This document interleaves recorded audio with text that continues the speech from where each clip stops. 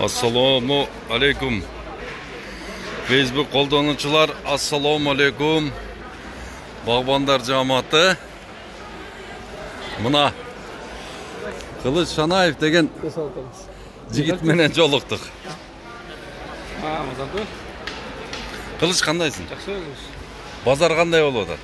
Хорошо, қарап жүрөбүз. Жакшыбы базар? Шапталы бар жолу эле арзан экен го, Базар Аравандан товар көп келет экен, Араван билбейт экенмин каяктан, Кызылкыядан келем. Аравандан көп келет экен. Азыр бир сыйра сурап чыктым да. Кызылкыядан деп топкамдан точно азыр билбейм. Жакшы. Нам неке? Алма экен, Алма ушу эмне сорт эле? Буну Атлас көчөт деп коёт. Бул жанагы. Не дейт? Жаңы көчөт деп коём, Жаңы сорт. Алма жакшы алма экен,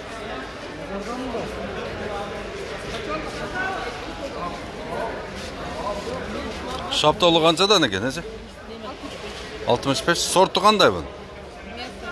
Мясары.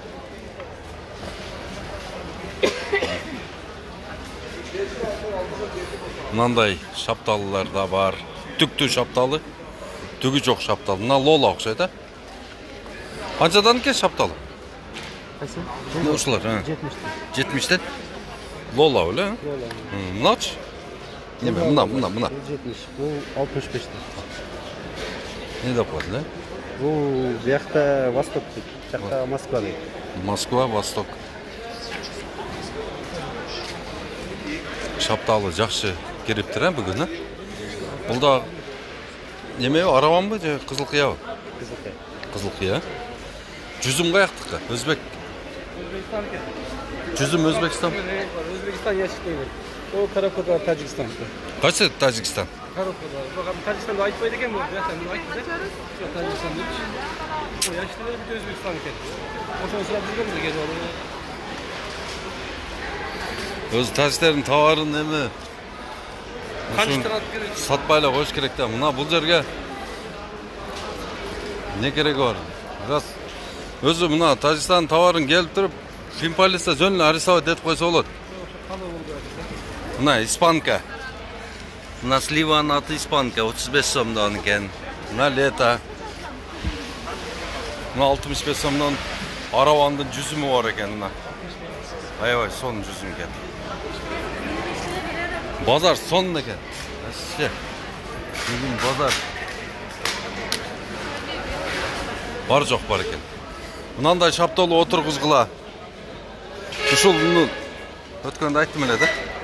Бул да канча эмес экен, сап-сары болуп, сонун бушканы бар. Ушулар 70 сом, 80 сомдон сатылып атат да ушулар. Ушундай сорт. Өзү мөмө отургузганда ойлонуп отургузуш керек да, баягы соседиң берген көчөттү эле отургузуп алсаң, анда банкрот болосуң. Мына көрүлө, соло. Канчадан слива? 40 майка, эгер оптум алам десеңиз, дагы түшүрүп берем. Бул да испанка, Каяктыкы? Араван окшойт. Баткенби? Жакшы. Эгер оптум алам десеңиз, дагы Алма канча болуп атат, алма? 45 сом алма. Алма 45 сом экен.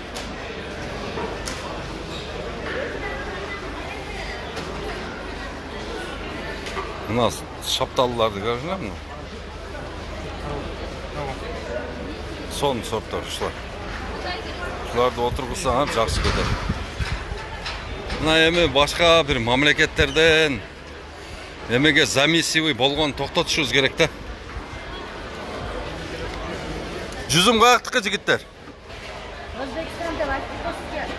Өзбекстан деп айттыңызбы? Болду.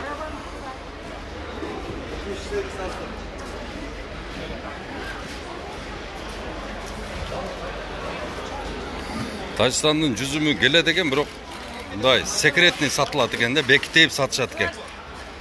Эгерде фин разведка келе турган болсо 5 мүнөттө выявлять этип, жол жабык.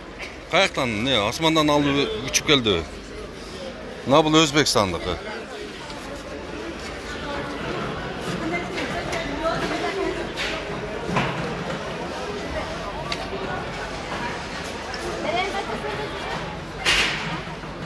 тартып жүрөбүз.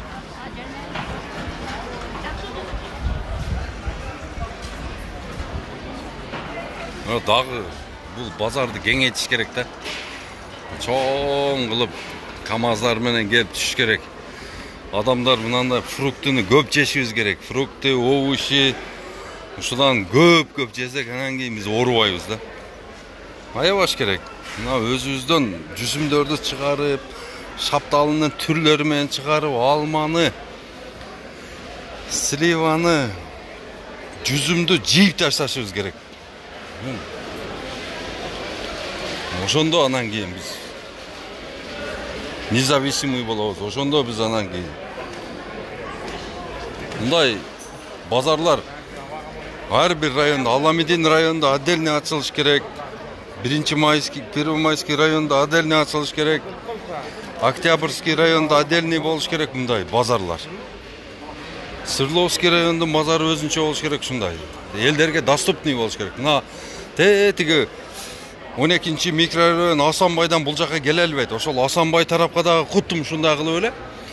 Эми туугандарым, бул баягы базар ачат десе эле биз ойлойбуз да. Миллиондорду жок. Мына көрүңүздөр, азыр эсептеп берейин.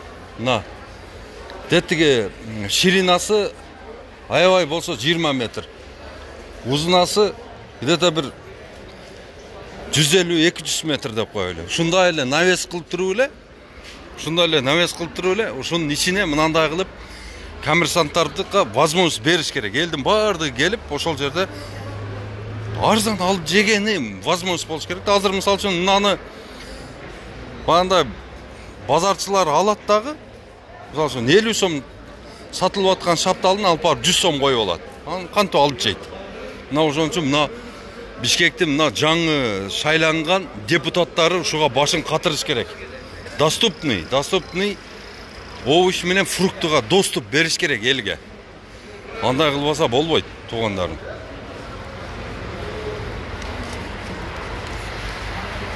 Мына көргүлө, эми слабый да, слабый. Базар өтө слабый. Мына биздин чөлкөмгө мындай кичинелик кылат да мындай базарлар. Анан бул деген бир эле райондун базары. Так мына бул жерге тынбай соода болуп туруш керек. Баягы овощ, фрукты жей турган культураны адамдарга киргизишибиз керек. Азыр мисалы үчүн киши кара келип калса эле барып анан уялганыңан барып бир жүзүм, шапталуу алма койбосоң, балдарыңа ондай алып бербейсиң. Себеби дегенде кымбат. Мына ушуну доступный кылыш үчүн бизде толук мүмкүнчүлүк бар. Биздин канчалаган жерлерибиз бош жатат. Мына Өзбекстандан келген жүзүмдүн бизге эмне кереги бар? Туура? Өзбекстандан келген сливанын эмне кереги бар? Шавдалынын эмне кереги бар? А бизде 2 миллион гектар жер бош жатат. Мына ошол жерлерди иштетишибиз керек да. Туура? Биз дагы элбиз, биз дагы нация, отдельный суверенитет, өзүбүздүн байрагыбыз бар. Эмне себептен биз ушул тамак аш коопсуздугуна такыр көңүл бөлбөйбүз да. Эмне себептен мына ушул башка жактан келген, мисалы үчүн азыр продукталар, Россиядан келип атат, Украинадан келип атат, башка жактардан келип атышат.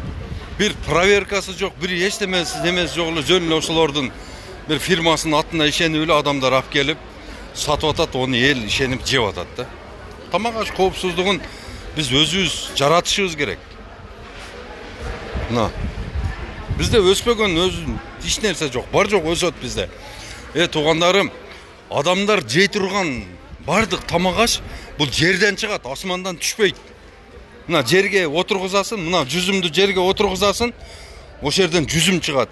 Шапталынын көчөтүн отургузасын, ошол жерден шабдалы чыгат. Сливаны отургузасын, слива чыгат. Алманы отургузасын, алма чыгат. Эми билбейм, мына ушул апельсин менен эле банан эле проблема болбосо өстүргөнү, калганынын эч кандай проблемасы жок.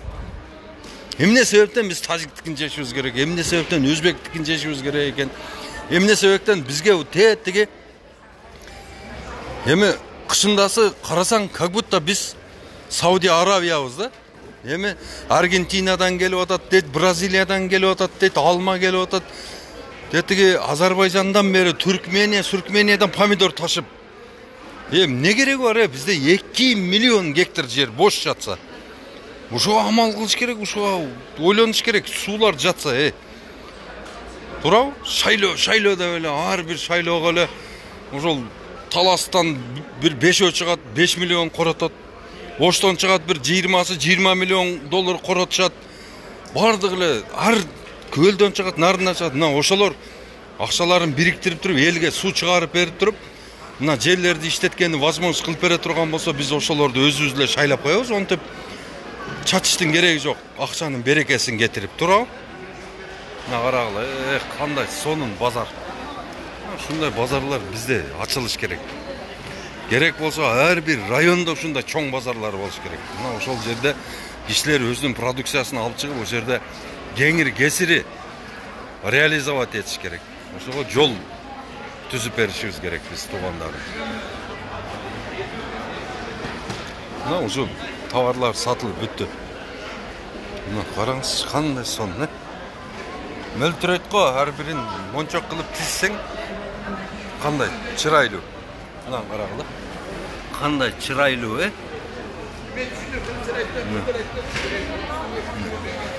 Сон. Мына бизде азыр мына эң эмеси проблемасы мына жүзүм болуп атат да. Мына ушул жүзүмдү көбөйтүшүбүз керек да биз. Бизде жүзүм жок болуп атат. Мына Өзбекстан жүзүмүн айласы жок, жешке туру келип атат. Мына ошону бизде мына бардык эле райондордо мына чүйдөн бери жүзүм болгон мурда.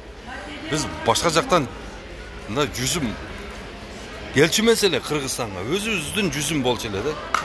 Мына ошон үчүн жүзүмдү көбөйтөлү туугандар. Мына ошол жакшы нотада прямой эфирди токтотобуз. Мына келгиле, базар жакшы болуп атат. Бардыңыздар. Витамин жей турган мал келди. Акчаны эми ден соолукту чыңдаганы кетиргиле эми.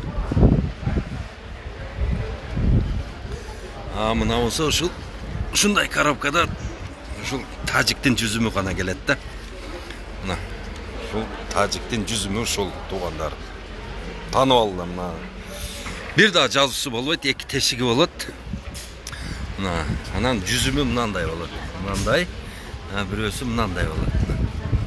Ушул тажиктин жүзүмү туугандар.